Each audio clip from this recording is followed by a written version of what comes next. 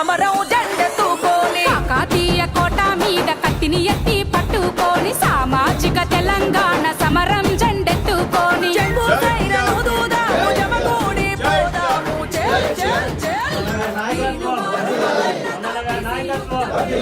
జై మల్లన్న జై మల్లన్న జై టిఆర్పి జై టిఆర్పి ముస్లింలట ఈడబ్ల్యూఎస్ కోటాలో తీసుకుంటారట, బీసీఏలో తీసుకుంటారట, బీసీబీలో తీసుకుంటారు, బీసీఈలో తీసుకుంటారు అని చెప్తా ఉన్నారు.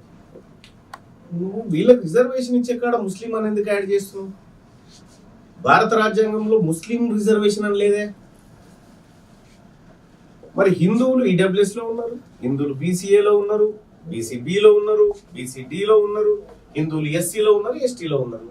ఇన్నిట్లలో ఎస్సీ ఎస్టీలకు హిందువులకు తీసుకున్నప్పుడు అన్నిట్లలో వాళ్ళ షేర్ కూడా ఉంటుంది కదా. అంటే మన మధ్యలో పంచాయతీ పెట్టడానికి, మత రాజకీయాలు చేయడానికి భారతీయ జనతా పార్టీ కొత్త దుకాణం స్టార్ట్ చేసింది. దాన్ని మనం ఖండించాలి.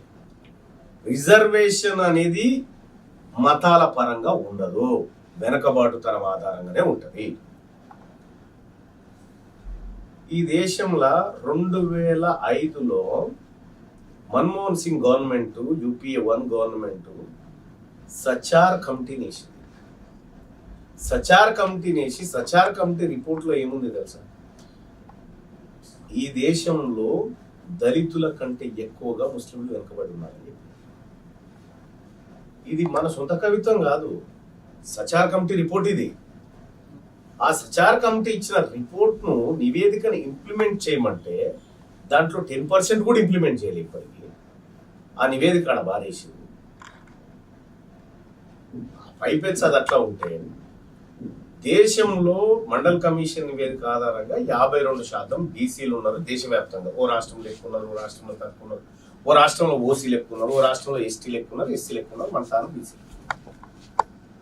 ఈ 50% ఉన్నటువంటి ప్రజలకి ఇప్పటి వరకు మినిస్ట్రీ లేదు.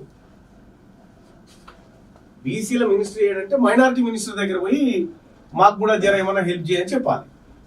ఆ పరిస్థితి క్రియేట్ చేసి మనకు రాజ్యాంగంలో ఏమన్నా వచ్చిందంటే ఏమన్నా వచ్చింది అనుకుంటారా? రాజ్యాంగంలో ఏం రాలేదు.